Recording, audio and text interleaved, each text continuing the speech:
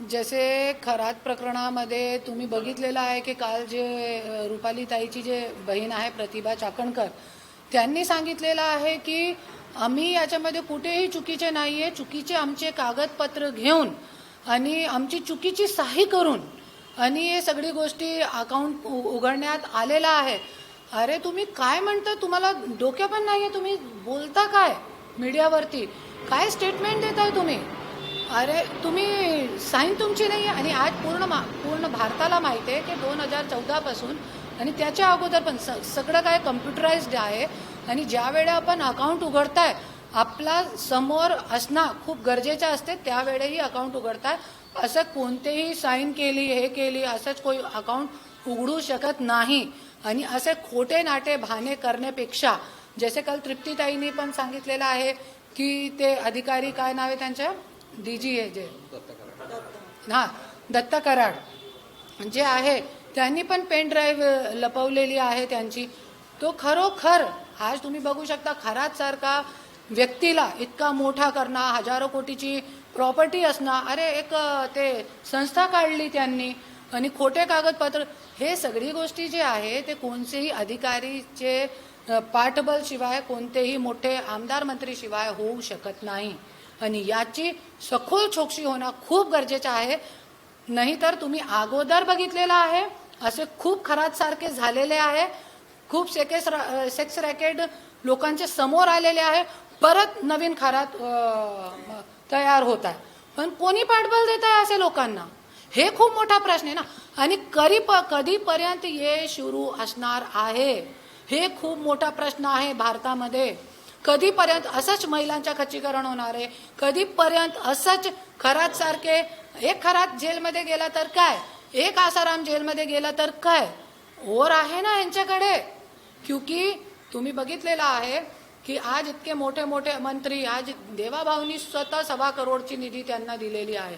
कशाला दिली आहे? अरे तुम्ही शेतकरी लोकांना तो बी पण वाटप करत नाही, पण खरात सारखे लोकांना तुम्ही 1.25 कोटी देताय. आणि 1.25 कोटी तर फक्त बोलण्यासाठी.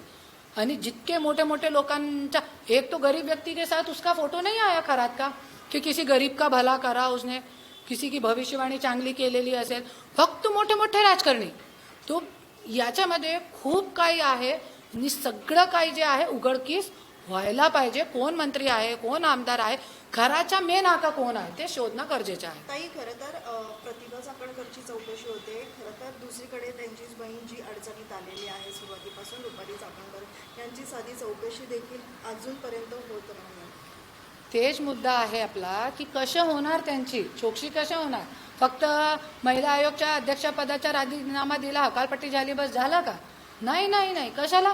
आज तुम्ही इतके भंगार जैसे लिंग पिसाट व्यक्ती सोबत तुम्ही त्यांची संस्थामध्ये तुम्ही त्या मोठे पदावर आहे, 4थ्या नंबरचे पदावर आहे. आणि तुमचे डेझिग्नेशन जे तुमचा पद होता महिला आयोग के अध्यक्षा, ते लिहिलेलं आहे त्याच्यावरती.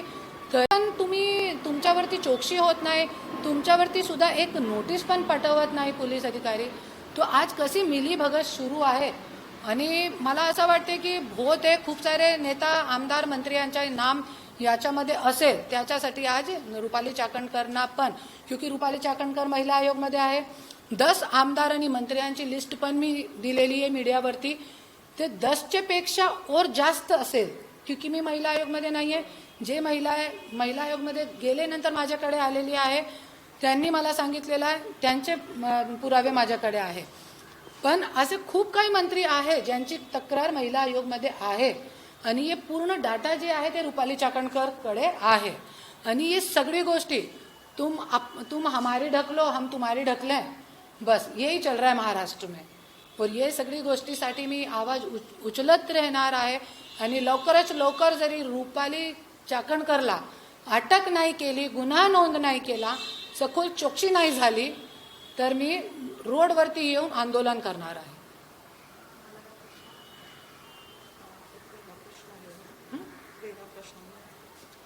आदित्य ठाकरे यांच्या शिवसेनेच्या पक्षामध्ये खरं तर त्यांना कार्याध्यक्षपद म्हणून त्यांना दिलं जाणार आहे. खरं तर संपूर्ण कागदपत्रांची पडताळणी मागच्या काही दिवसांपासून सुरू झालेले, तर पक्षामध्ये काही बदल होताना नवीन पाहायला मिळणार आहेत येत्या काळामध्ये. तुम्ही कसं पाहता? उद्धव साहेब ठाकरेने CM असताना पण हे चुकी केली होती. स्वतः मुख्यमंत्री होऊन आदित्य ठाकरेला मंत्री केला होता. त्यांची वय पण नाही आहे, त्यांना अनुभव पण नाही आहे आता.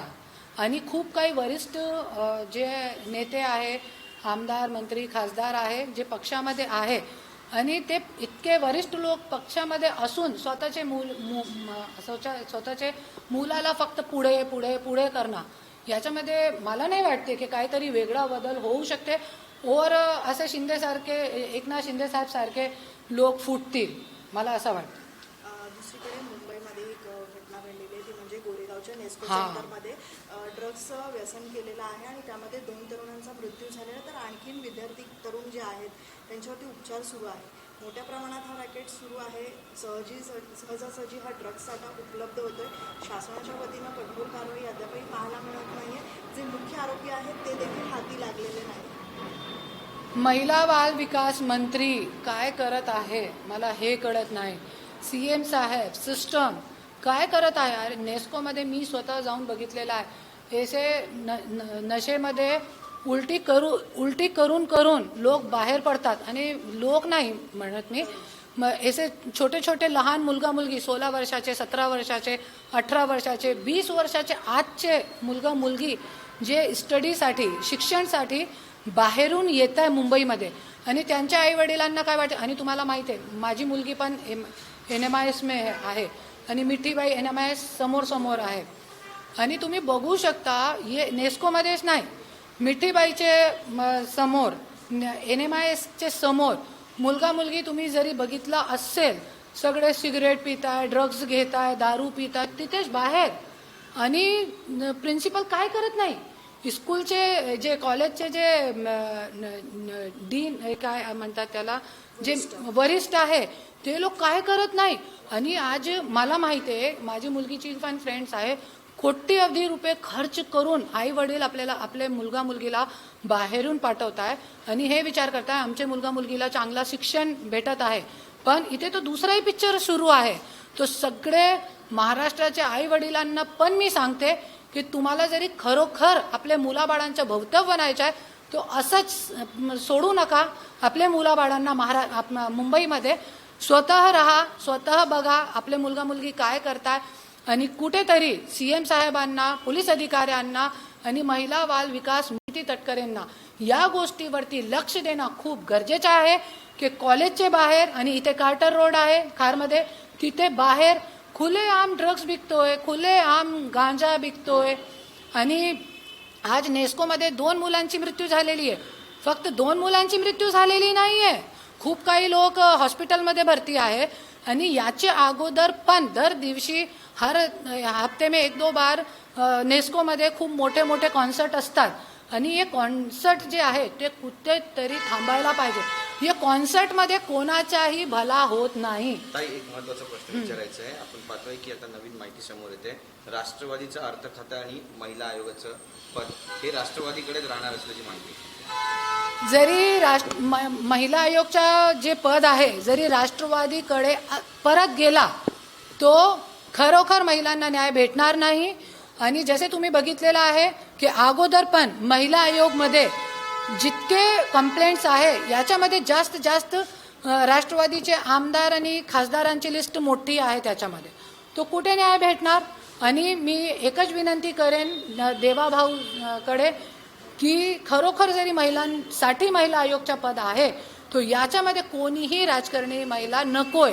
पूर्ण महाराष्ट्राची जनताची मागणी आहे. हे महाराष्ट्राची जनताच्या वतीने मी बोलते की राजकारणी महिला नकोय.